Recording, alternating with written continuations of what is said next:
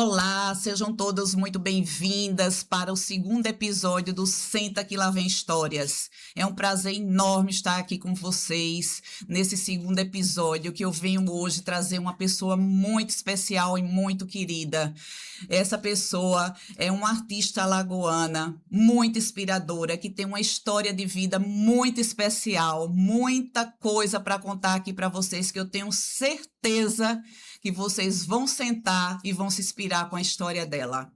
Ela, juntamente com a irmã Rosa Piatti, duas artistas alagoanas maravilhosas, fundaram a Viver de Arte há 14 anos atrás, iniciaram sua história com essa empresa maravilhosa, onde começaram a sua vida com vários produtos alagoanos, onde abriram as portas do artesanato alagoano para o mundo, iniciaram a sua história aí, e hoje estou aqui com essa mulher inspiradora aqui para contar um pouquinho dessa jornada que foi a Viver de Arte, e hoje ela tem um ateliê maravilhoso que continua ainda fazendo história. Estou aqui hoje com Ana Maia, minha amiga, e que é uma inspiração para mim até hoje. Seja muito bem-vinda, Ana, e muito obrigada por ter aceito o nosso convite. Cris, o prazer foi todo meu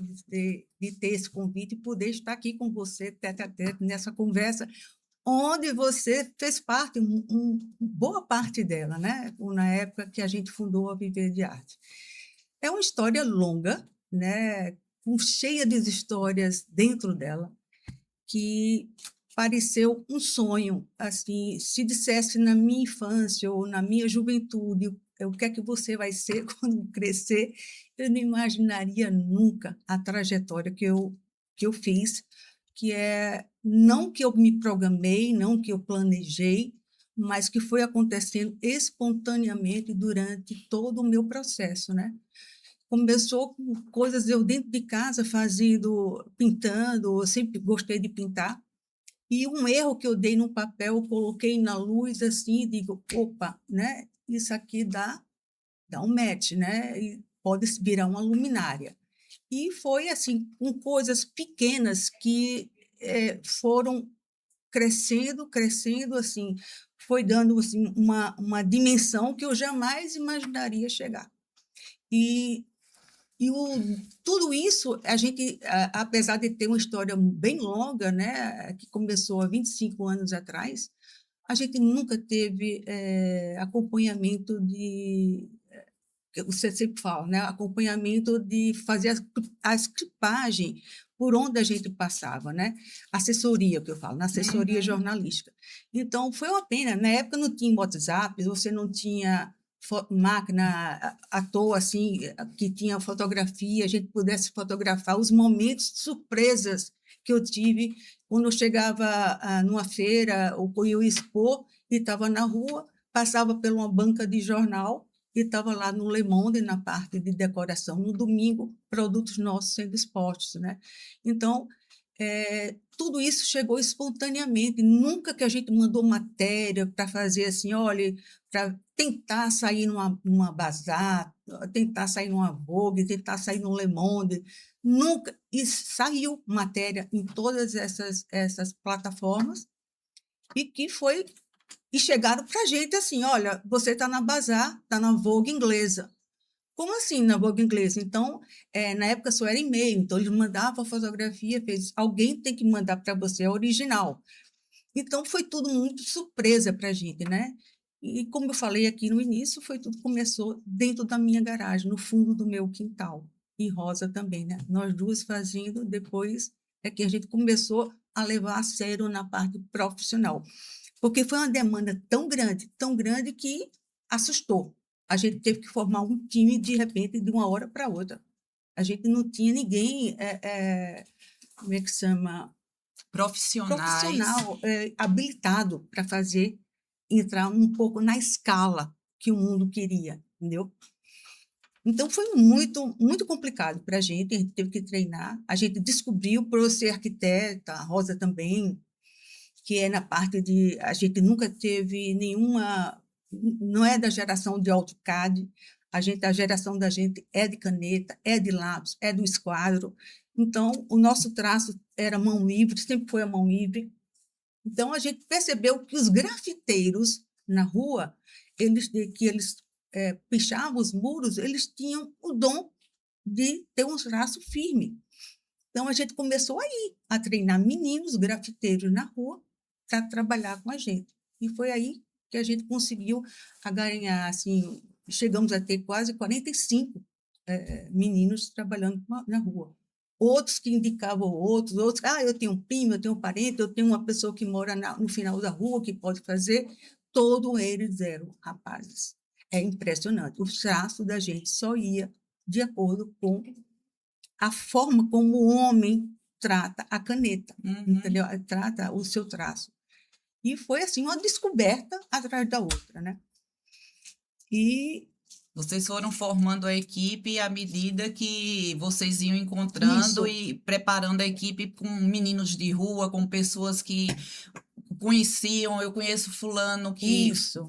é grafiteiro, eu conheço alguém que tem esse dom, que meu faz irmão, isso, meu que tio, pinta, sabe? e foi Começou, chamando, e você foi preparando e formando essa equipe, tudo que foi espontâneo. chegando e foi formando. E vocês começaram com luminárias, não foi Eu inicialmente? comecei com luminárias, Rosa começou com a cerâmica, embora eu pintasse também já meus painéis há muito tempo, Rosa Sim. também fazia a arte dela, mas foi através da luminária que a gente chegou primeiramente na Itália, na exposição em 1999, né, faz tempo, e que fomos destaque nessa feira, ganhamos o prêmio pela originalidade. Assim, o pessoal enlouqueceu. Assim, em 2 dias, era para ser 15 dias de exposição, em 2 dias nós não tínhamos mais nada para mostrar, só panfleto para distribuir. E foi assim um impacto muito grande. Eu lembro que a gente teve ajuda, na verdade, a gente teve um suporte do Sebrae, na época, com o envio do material, que na época era a Varig, que transportou o nosso material, e chegando lá, o cônsul brasileiro soube que 2 brasileiras estavam fazendo sucesso na Latigiano. Então, ele chegou e parabenizou a gente. Então, eles foram começando a se comunicar. Chegou a notícia no Itamaraty que a gente preste atenção nessas 2 alagoanas que estão surgindo aí no mercado. E isso a gente sem ter nenhuma estrutura, mas nada, nada, nada. Nem nada. fábrica tinha, Nem era fábrica realmente uma tinha, estrutura era de fundo de quintal, fundo vamos de dizer quintal. assim, né? Aí eu olhava Nem assim, equipe, nem nada, equipe nada, tinha nada, preparada, né? nada, nada. Eu voltei de Milão, passei quase um mês lá, e quando eu voltei, eu olhei para a Rosa e disse: o que é que a gente vai fazer agora? A gente encantou o mundo, porque nessa exposição, nessa feira, passa o mundo todo, né? A Europa, tem gente que vinha da Ásia, japonês, pessoal da Arábia Saudita. Então, era assim um comichão, assim, no stand da gente, eu não tinha nem espaço para falar direito. Entendeu? Eu digo, eu estou doida, eu criei um objeto que eu nem sabia que era uma coisa que ia trazer tanto impacto assim, ou esse pessoal está enxergando uma coisa que eu não estou enxergando, entendeu? Mas eles começaram a enxergar aquilo que depois, de um certo tempo, fui ver que era uma identidade muito forte, que era ao mesmo tempo local da gente. A gente trazia as cores do Brasil, as cores do Nordeste para eles, né? Aquela vibração da nossa luz, e, ao mesmo tempo, eles se identificavam com a paleta da gente, mas sabia que era uma coisa que era da gente, mas, ao mesmo tempo, pertenciam a eles também. Aquelas formas, aquelas Aqueles formas abstratas, os traços. traços, ele dizia, ai, isso pertence à Itália também.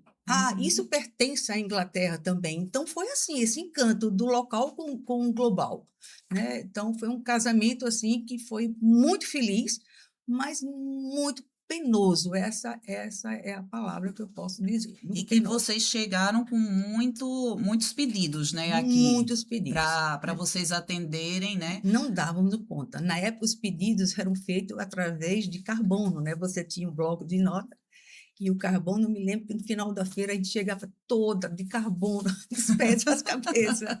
Era uma loucura. E a gente olhava uma para outra, como é que a gente vai dar conta disso, né? Então, foi aí que a gente teve que ser muito ágil para poder realmente treinar em menos de um mês, para poder dar conta dos prazos que iam chegando, né? E, e eu me lembro que na primeira feira no Brasil, que foi também em 1991 para 92, não, minto, 2001, 2002, no Ibirapuera, a gente foi dar uma volta, montamos o nosso stand lá, só entrava lojista, fomos dar uma volta, conhecer a feira, e eu me lembro que no alto-falante falava, empresárias do stand 33, venham, porque ele está só e estamos com problema como é que chama? De aglomeração no stand de vocês. Quando a gente chegou, tinha uma fila. Eu digo, Rosa, pelo amor de Deus, era uma fila para fazer pedido, né? Então, essas imagens não vai sair nunca da minha cabeça. Então, quando a gente chegou, a fila todinha bateu palma. Aí os outros lojistas do lado foram ver que é a gente, quem é esse pessoal que está fazendo tanto sucesso. Quem são essas trouxe, alagoanas, quem né? são essas nordestinas. Aí eles tiravam onda com a gente. Diga aí, oxente, vocês vão tirar um pedido e vocês dão conta mesmo, oxente. Então, foi na brincadeira, mas a gente conseguimos, em menos de 2 meses, colocar os pedidos para o Brasil todo. Nessa feira não tinha ainda a parte internacional, mas tinha os olheiros internacionais já olhando para a gente. Mas vocês iniciaram com o mercado internacional, Isso. Né? Como eu trabalhava com o mercado internacional, vocês fizeram o inverso, porque a gente preparava as empresas brasileiras para começar a vender para o mercado nacional, para depois o mercado internacional. Vocês conquistaram o mercado internacional primeiro, fizeram exportação, para depois começar com o mercado brasileiro, não é isso? Isso. E vocês, eu acho que vocês deram nó em pingo d'água. Aí foi. Completamente nó em pingo d'água. Porque vocês formaram uma equipe, atenderam o mercado internacional, começaram a atender uma demanda também nacional. Né? E eu me recordo que vocês tinham quantos produtos, Ana, que vocês começaram a comercializar? A gente começou a comercializar com mais ou menos com uns 15 produtos só. E, no fim, já tinha 300 e poucos itens. A gente tinha um catálogo imenso. A gente, assim, foi uma coisa, assim, absurda que a gente chegou, porque a cada momento, a cada exposição que a gente tinha, principalmente no exterior, eu me lembro que a primeira exposição no exterior foi em Los Angeles, aí foi que teve a demanda mesmo, assim, de fechar um container. Isso foi uma coisa, foi um case, realmente, né? Porque o estrangeiro é meio desconfiado. Aí vem do Brasil, será que esse pessoal vai dar conta? Ou será que essa empresa vai existir por mais tempo? Ou vai morrer no segundo ano, a gente não vai poder repor e vai ter que dar satisfação para o nosso cliente? Então, eles têm uma desconfiança, assim, então eles pedem, assim, 2, 3. Não, os pedidos foram imensos e tivemos que fechar um container. Então, voltamos de Los Angeles e acontece que quando chegou, deu essa nó na cabeça da gente, né? Não sabia nem por onde exportar, como é que era essa logística, né? A gente sabia, a gente foi no porto, teve uma aula com o pessoal, porque tinha navio que ia para os Estados Unidos só de commodities, de tanque, né? Aquele ali que a pessoa, sem ser de container, só de tanque mesmo, tipo grãos, só de grãos. A gente viu que não poderia exportar junto desses navios. Então, a gente teve que ir para a SUAP, para entender a logística. Poucas pessoas sabiam, nessa época, como exportar, né? E eu me lembro que o nosso, tem um nome para isso, esqueci agora, era o senhor Mário Jambo, que ficava no Jaraguá. Sim, sim. Sabe quem é? Sei quem é o Mário. O Mário Jambo, nossa, ele foi um anjo para a gente. Então, a partir dali, a gente começou a ficar craque em exportação. Então, houve uma abertura não só para a gente, mas eu acho que para quem tinha produto maravilhoso também seguia nosso caminho, né? A ponto de eu colocar, às vezes, no nosso container, coisas de Coruripe, de Feliz Deserto. Eu fazia, gente, bora exportar com a gente. Então, eu mostrava os produtos para a nossa distribuidora, ela fazia, pode mandar 100, porque esses 100 pares de uma chinela linda, né? Uma sandália linda que estavam fazendo, eu vou mandar para um resort lá no Havaí. Então, eu digo, bora, vocês vão tomar carona no nosso container. Então, o pessoal ia. Eu me lembro que na minha empresa era assim, era todo mundo no chão etiquetando, porque elas eram muito amadoras. Se a gente já era, imagine eles. Quando eles chegavam, era tudo no chão, colocando as etiquetas para poder ir com a gente. Tá Porque errado. Não, aí eu botava o pé 37 com 39. Aí eu perdia meu tempo com a minha exportação para dar atenção a elas, mas era uma festa assim, 24 horas, porque eram 3 turnos, 3 turnos 3 turnos trabalhando. trabalhando. E minha mãe vibrava com aquilo, né? E ela às vezes chegava com um monte de lanche para todo mundo, então era uma farra que realmente cansou muito a gente. Foi uma experiência e Foi uma tanto, né? experiência e tanto, né? E, como eu falei para você, teve ano que a gente exportou 14 containers, né? Entre a Europa e os Estados Unidos. 14 containers vocês chegaram a exportar. 14 containers, foi uma coisa louca. Esse processo durou quanto tempo, Ana, vocês da Viver de Arte? De Entre 14 e exportação? 15 anos. 15 anos. 15 Eu lembro anos. também que vocês ainda chegaram a abrir franquias, não foi? Sim, aí depois disso tudo, aí veio o projeto também da franquia, porque o dólar naquela época baixou muito. Teve um ano que baixou muito, então a gente dizia, para a gente ficar, não perder o mercado interno, a gente criou a fórmula, a gente seguiu a fórmula de Sim. franquia, né? E eu acho que isso foi o grande erro nosso, porque Sei. abrimos as franquias em Brasília, São Paulo e Rio de Janeiro, e a gente começou a não dar conta mais. Não dar conta porque aquilo que a gente fazia com muito primor teria que ser feito do mesmo jeito, com muito primor, só que numa velocidade industrial. Você começou a perder o padrão, né? Eu perdi, não é nem dos perder o produtos. padrão, é perder o juízo, porque o padrão a gente mantia, era o Aham. juízo, a gente não dormia por conta dessas demandas e das exigências do mundo lá fora, não só da franquia. Tem um caso que foi da Harrods, lá em Londres, que eles bancaram, eles pediram para a loja Selfridges, que ela fica num corner lá da Harrods, que eles pediram não foi um container, mas pediram umas 60 peças minhas de bolsas, Sim. de lona de caminhão, que eles enlouqueceram com essas bolsas, né? E eu me lembro que na véspera da gente enviar as bolsas, chegaram 15 dias antes, chegaram os tickets da Harrods para a gente etiquetar tudo com o código de barra. Na época a gente não tinha código de barra, então a própria empresa lá, inglesa, mandou para a gente. É uma pena, porque isso deve estar nos nossos arquivos, a gente não é que está perdido, tem arquivos que devem estar guardados em algum baú, no depósito que a gente condicionou tudo, na parte técnica mesmo. Sim. E foi assim, e era assim a exigência, vocês têm que chegar às 11h52, é coisa de inglês mesmo. De inglês no mesmo. portão 11B, para a gente liberar o próximo carrego. Então, era assim, era de arrepiar. Tudo no cronometrado. Tudo cronometrado. Isso foi nos Estados Unidos, a gente também mandou para um resort na Austrália, que ia inaugurar, não sei se vocês se lembram, mas esse resort, ele tinha uma data para inaugurar, a gente estava toda na data, mandamos pela Argentina, porque ia para a Austrália. Quando o avião chegou na Argentina, teve aquele vulcão no Chile, não sei se você lembra, que fechou o céu Sim, da América lembro, do Sul que fechou toda. tudo, todos Então, os voos. os aeroportos ficaram fechados 3, 4 dias. Então, a gente perdeu a inauguração. E o pessoal lá não quer saber se teve vulcão, se foi culpa nossa, se foi culpa da natureza. Quer que o produto chegue. Como é que a gente ia prever uma erupção no Chile, né? Então, essas coisas aconteceram que tiravam a gente do sério mesmo, né? A gente levava pitos e mais pitos lá fora, né? Eles podiam enlouquecer, ficar felizes da vida com o produto e com a empolgação do consumidor final, que era muita empolgação. Mas, voltando à coisa, isso foi perdendo o juízo da gente e uma qualidade de vida péssima. E isso vocês foram um pouco desestimulando vocês? Não só desestimulando, porque eu me lembro que no seminário do Sempex, estava lá a presidente da Apex, que era a Dorothea Werneck, e quando ela soube do meu produto, da minha trajetória, ela chegou aqui para mim e fez: senta aqui, Ana, vamos conversar. Porque eu contei para ela que uma vez eu chegando em Barcelona, andando pelas ruas, eu vi uma luminária minha, não só em Barcelona, mas em Mônaco também. Eu vi uma luminária minha que estava custando entre 5 a 8 mil euros.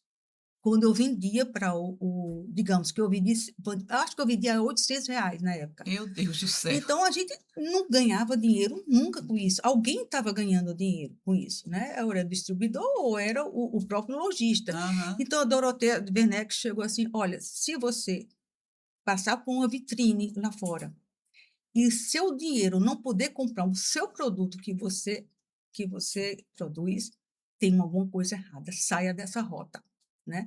Foi o que aconteceu com a gente. Então, nessa loja em Barcelona, que eu vi tudo exposto, minha assinatura lá, tinha gerente lá que me achou louca, né? Eu estava toda maloqueira, entrei na loja, aí eu olhei assim, eu fiz, eu que faço?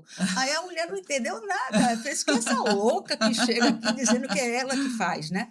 Aí a sorte que eu estava com cartão de visita, na época não tinha Instagram, não tinha perfil, a gente não tinha site, aí eu dei o cartão, ela ficou louca, olhou para mim, olhava para o produto, olhava para mim E não acreditava. e chamou o dono da loja, venha correndo, que os brasileiros estão aqui na porta. Então, são essas coincidências, essas ocasiões que deixava a gente, nossa, a gente tem alguma coisa, né, que atrai tanto, né? Mas, enfim, a Dorothea Werneck começou a dar suba o gato para o telhado, porque a coisa vai ser pesada muito mais do que você imagina. Você vai enriquecer os distribuidores, vai enriquecer o bolso do lojista que está em Boston, em Los Angeles, em Nova York, e vocês vão trabalhar como escravos. Vão trabalhar para eles. Vão trabalhar para eles. E foi o que aconteceu. E aí vocês pararam, né, nesse processo de exportação. Paramos, tivemos que parar. Inclusive, a fábrica, realmente, o espaço físico, ele foi fechado, né? Foi uma dor muito grande, porque de 80 funcionários que a gente tinha, que a gente treinou, meninos que foram criados lá dentro, que chegou com 15, 16 anos, a empresa deles era um exemplo, né? A gente dava estudos para eles fizeram a parte antes da universidade, o elementar, não. Eita, agora eu esqueci. Também esqueci. Eu tinha plano, a gente pagava parte do plano de saúde. Colegial, né? Não sei se... na época da gente é diferente, né? Diferente. Aí, o que acontece? A empresa tinha um lá que dizia, meu Deus, eu saí de casa para trabalhar em arte, isso não existe. Então, todos eles eram empolgados com o que faziam, né? Eu ensinava assim, eu criei milhões de discípulos, né? Óbvio que tudo sob a nossa coordenação. E, no final, era a nossa mão mesmo, tá? Exatamente. E foi isso que, quando chegou na hora de fechar, a dor maior foi por conta deles, porque a gente representava mãe para ele, mãe de tudo, né? De toda a experiência. Teve, por exemplo, as feiras que a gente ia aqui dentro do Brasil, a gente não colocava nenhuma loiraça bonita de recepcionista e nem contratava ninguém de São Paulo para falar o nível deles, não. A gente levava eles. Então, a gente fazia como é que chama? Revezava as próprias pessoas que estavam por trás das câmeras, vamos dizer então, assim. Você essa feira vai quem estava construindo, quem estava fazendo o próprio produto, né? Essa feira vai ser Adrianinho e vai ser o Vado. Aí, iam no avião com a gente, ficava na feira com a gente, treinava eles como é que eles iam fazer o pedido. E todo mundo via, eles reconheciam. Então, isso foi bom porque eles viram para onde ia o nosso produto. Ele lidava com o empresário nariz alto. Eles iam toda a história, todo o caminho que o produto chegava, desde a fabricação até a saída, quem estava comprando, para onde estava indo, né? E outra coisa que a gente treinava eles é ir para o shopping, tipo shopping de alto valor agregado, shopping Cidade Jardim, por exemplo, shopping Guatemi. Eu dizia, vai lá naquela loja, digamos, Armani, e veja quanto é que é um sapato ou um cinto. Aí eles voltavam, Dona Ana, pelo amor de Deus, 15 mil reais. Você está vendo o nosso produto lá fora, vai para a loja desse tipo. Veja a responsabilidade de ser tudo muito bem acabado.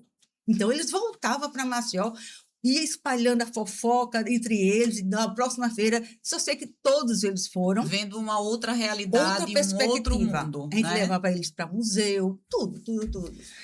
Ô, Aninha, e depois dessa parte, desse fechamento, dessa quebra, né, desse parto, vamos dizer assim, que foi essa quebra do fechamento da empresa, vocês tiveram, eu lembro que vocês passaram 2 anos, que foi um ano sabático, né? Foi 2 anos sabático. 2 anos, Rosa, Rosa e no ateliê você, dela e eu no meu. e eu lembro que você comentou comigo que você sempre inquieta, sempre tentando, pensando em fazer algo, não sabia o que fazer, mas sempre a Aninha no canto, você no seu canto, a Rosinha no canto dela, É, mas sempre na sua arte, ela no dela. E foi quando surgiu aquele estalo que você lembrou do isso, espaço que o seu pai tinha lá perto do Sesmac, aquele espaço isso, na lá que Capitão estava Samuel. abandonado, Uhum, e você foi lá e começou uma outra história, né? foi. Essa Me fala um história, pouquinho aí como é que foi ela você reiniciar, começar do zero, né? Aí de resetar, né? novo. É como diz a história, Resetar e resetar, começar né? do zero aí. E esses 2 anos sabático,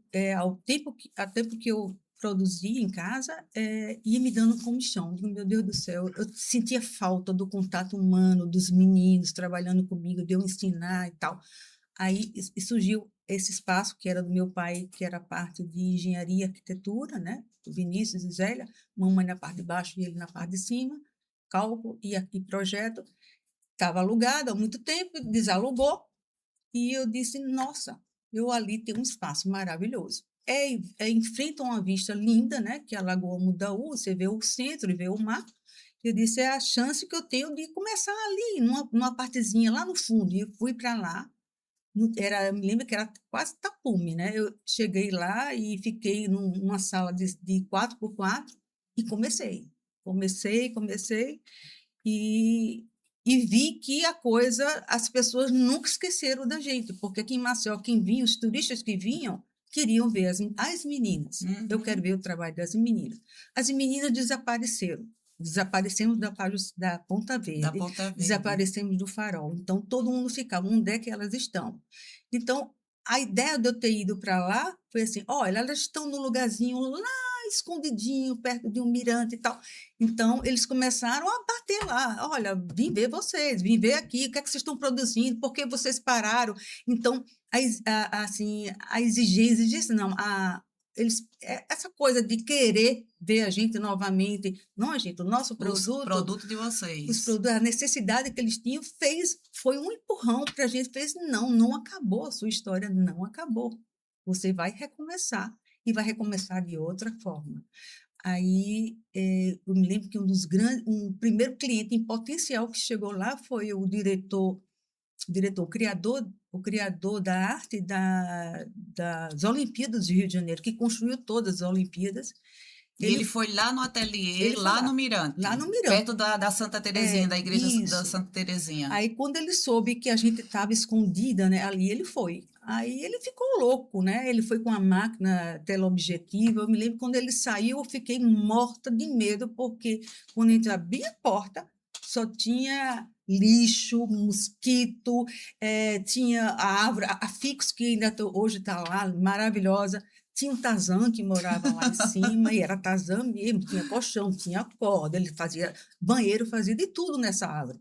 E eu digo, meu Deus, eu tinha medo, porque ali era ponto de droga, era tudo. E eu chegar com esse cara, que um bambambam do Brasil, né? Que era. Ai, daqui a pouco me lembro o nome dele. Aí ele tirou as fotos e disse: que lugar lindo. Eu digo: olha, o consumidor dessa área não vai nunca entrar no meu espaço. Agora, o meu consumidor vai consumir esse espaço, essa vista. Aham. Eu tenho que dar um jeito nisso aqui, né, para poder ficar atraente para quem vai sair do meu ateliê, né? Então eu comecei com as ideias de querer pintar o piso, a limpar primeiro o lixo, fui atrás da prefeitura, fui atrás do Sesmac, e só sei que em menos de 2 meses a gente construiu aquele piso maravilhoso, Você né? A transformou pintura, aquilo ali, é um ponto turístico transformamos aquilo hoje. ali, o lixão desapareceu dali. Quem ficou com raiva foi o Tarzan, que ele teve que se mudar, O Taza. né? Ele ficou com tanta raiva da gente que um dia, olha que perigo, um dia ele tocou fogo numa das galhas para cair exatamente na cabeça de quem fosse lá apreciar a Meu vista. Deus do céu. Aí foi loucura, né? Mas aí ele Mas o Tarzan desapareceu, desapareceu. desapareceu, então ele foi pegar em outra árvore, porque a ficus ele não está mais, não. E isso foi criando assim mais vontade da gente se manter ali no escondido, tipo assim, quer achar a gente? Acha. A gente não vai estar nas vias principais, a gente não vai estar mais em shopping, a gente não vai estar mais, sabe, com a bandeira enorme assim em locais que tá todas as marcas. Não, a gente vai, nós somos, os produtos são únicos, eles vão atrás do único. Quem quiser uma coisa única, vai lá, vai para lá. Exatamente. E eu acho assim que vocês tiveram, na época, uma mídia espontânea, Uhum. vocês tiveram e têm uma identidade fortíssima, uma identidade que ela foi reconhecida e é reconhecida hoje nacionalmente e internacionalmente muito forte. Vocês continuam tendo ainda essa procura, tanto nacional como internacional. Vocês hoje também têm o seu ateliê hoje, tem seus produtos, tem a parte de vestuário hoje, Sim, hoje tem não é? vestuário. Tem vestuário, tem a parte de peças ainda, de Uhum. bolsas, Alguns de, itens desapareceram, porque a gente não ia dar conta, porque a escala agora é bem menor. sim. Todos aqueles que a gente treinou e eles fizeram a sua pequena empresa, eu terceirizo eles, né? E isso faz com que a coisa funcione sem precisar aquele tumultuar de fábrica dentro de fábrica, que na verdade era isso. Eram 10 fábricas dentro do espaço da Viver de Arte, né? Você deixou de ser commodity, você exportava Eu commodity, e agora exportava como você está exportando item de luxo. item de luxo, exatamente Né? isso. Valor agregado, peças com valor agregado agora, Isso. não é E isso, agora o Ana? Hotel Werneck me puxou, fez um dia você vai ter que. Tudo isso que você vende, você vai vender agora para uma pessoa. Um container vai ser para 3 lojistas lá fora. E é isso que está acontecendo hoje em dia, né? Não é que eu tenha representante, mas tem uma arquiteta lá em Mônaco, que ela só faz me pedir, eu despacho para o cliente dela, seja em qualquer parte do mundo, e ela recebe a comissão dela e está tudo ok, né? Então, são clientes de poderosíssimo, né, que ela tem, que meus produtos já foi parar no Fórum Mundial de Davos, novamente para a Austrália, para Israel, mas não com aquela loucura da gente ter que passar 3 horários E mais trabalhando. uma vez, vocês ainda também não estão pagando mídia, a mídia está indo até vocês. Até hoje. Né? Até Eu, hoje. eu peguei uma revista lá no teu ateliê, que o nome da revista é Inspirar, não é isso? Muito E eu bacana, do achei Álvaro uma, Guilherme. uma citação bem interessante lá, que era: inspirar é receber o sopro divino, uma força que guia, ilumina e desperta. Isso. Então, Perfeito. eu acho que você e tua irmã, a Rosinha, são pessoas inspiradoras, porque a arte de vocês, ela realmente, onde ela chega, ela inspira Ela as inspira. pessoas. Posso abrir um parênteses? Total. Você falou aí nessa revista, ela, o diretor dessa revista é o Álvaro Guilherme, um grande design brasileiro. Aliás, ele é uruguaio, mas eu considero ele brasileiro. Ele mora em São Paulo. Eu acho que ele foi um dos grandes mestres da minha vida em termos de orientação. Continua. E ele previa já essa nossa trajetória, tanto é que nessa mudança da gente ter uma carreira mais solo e mais sedimentada em poucos produtos, ele teve uma grande participação, uma grande participação. Até hoje, ele assim participa da nossa vida com muito carinho, porque ele sabe como foi o começo. Ele conhece toda a nossa história. Então, essa revista foi o ano 1 e fomos de cara nela, né? A reportagem dele, que é tudo de bom. Nossa, eu não tenho nem, só tenho a agradecer. E você é uma pessoa-chave, assim. Eu te convidei para cá, para o Senta Que Lá Vem História. Conversamos um pouco, eu te expliquei o objetivo aqui do Senta Que Lá Vem História, que é realmente o objetivo nosso é inspirar mulheres que estão nos ouvindo ali do outro lado, de trazer histórias reais, que a gente inspire mulheres que estejam lá do outro lado, passando às vezes por momentos difíceis, por dificuldades, ou querendo dar uma virada na vida, fazer coisas diferentes, mudar de Não ter patamar, medo. não ter medo do novo. Uhum. E eu acho que a tua história, né? Você conquistou o mundo, vocês duas conquistaram o mundo, né? Vocês tiveram, assim, exportar 14 containers, Um ano. né, para o mundo, ganhar o mundo, e de repente você fechar as portas da sua empresa, né? Uma coisa que você não tinha nada, de repente você tinha 80 funcionários, vocês, né, montaram uma empresa, uma indústria Uma para indústria. exportar para o mundo, né? O artesanato de luxo, vocês criaram produtos de luxo para exportar, vocês ganharam o mundo, conquistaram o mundo, não tinha uma mídia naquela Nada. época, deram nó Tudo em pingo empírico. d'água e, de repente, aquilo Para. para. É. Vocês passaram 2 anos, cada um no seu lugar. Você foi para uma casa totalmente Deserto. deserto, o lixo na Deserto. sua frente, só tinha uma vista maravilhosa, um pôr do sol, o mar e a lagoa. Você começou do zero e hoje você tem um ateliê maravilhoso. Recomeçou, está com quanto tempo já lá no ateliê? 14 anos. 14 anos no Já está ateliê, fazendo mais tempo daqui a pouco do que a de né? de arte. Começou a fazer exportações, né?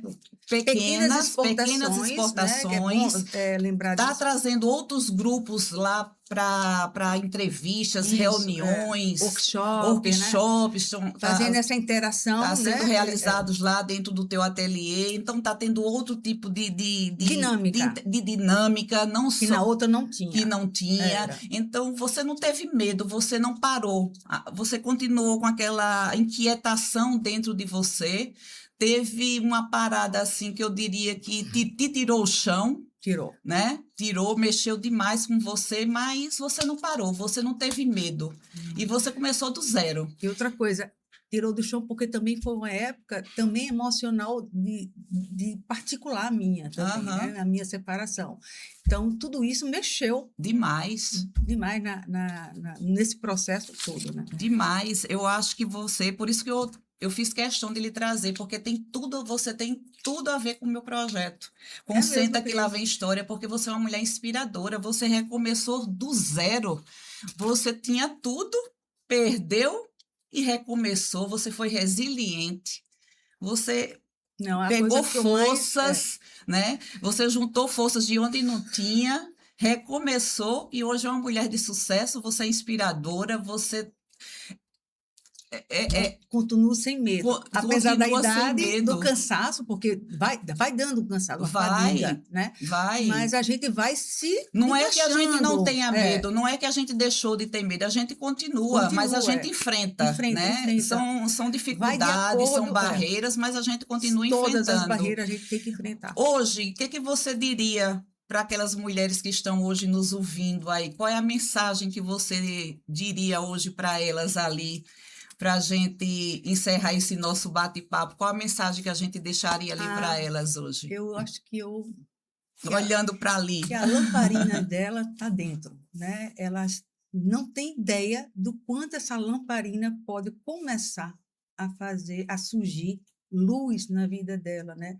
Dá pequenos passos. Nunca pense que muita gente fala assim, Aninha, né? Aninha conseguiu isso porque ela é arquiteta. Ela sempre achando que tinha muita facilidade, né? Aquela coisa de que ninguém tem ideia do que a gente passa, né?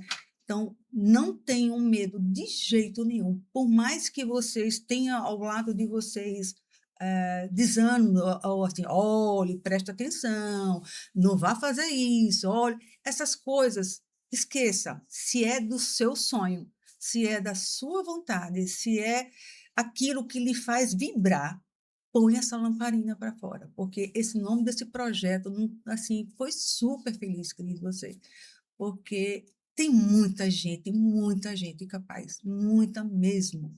Eu digo isso porque eu tinha uma das costureiras lá dentro da nossa fábrica que ela enlouqueceu quando viu que a gente ia acabar.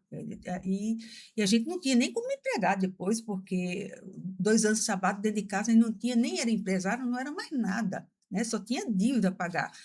Mas essa costureira, hoje eu fiquei super emocionada porque fui entrar em contato com ela para saber se ela conhecia alguma modelista. Hoje em dia, ela tem uma empresa só de dar aula para costureiras, para fazer modelagem. E é grande o galpão dela. Eu fiquei super feliz quando eu conheço um ex-viver de arte que está vivendo da forma como ele aprendeu, como a gente arregaçou as mangas, eu fico feliz. Então, E e cresceu. e está fazendo outros discípulos. Outros discípulos. Então, os meus discípulos estão fazendo outros discípulos. Se você não sabe manualmente alguma coisa, você sabe na cabeça. Se você não sabe, você tem a comunicação. São tantas vertentes que a gente pode enfrentar, né? Exato. E acreditar, né? Que bom, Aninha. Eu agradeço muito você estar aqui com a gente, certo? Cris, foi um prazer E mesmo. eu convido vocês, gente, a conhecer o ateliê da Ana. É muito lindo. Lá tem um pôr do sol maravilhoso. Espero que vocês tenham gostado do nosso bate-papo. E você que está aí do outro lado, que tem uma história inspiradora para contar, entre em contato com a gente, curta aí o nosso canal. Divulgue o nosso canal e se tiver histórias maravilhosas para inspirar mulheres, para acender a lamparina dessas mulheres, entre em contato conosco e estamos aqui no Senta que lá vem Histórias.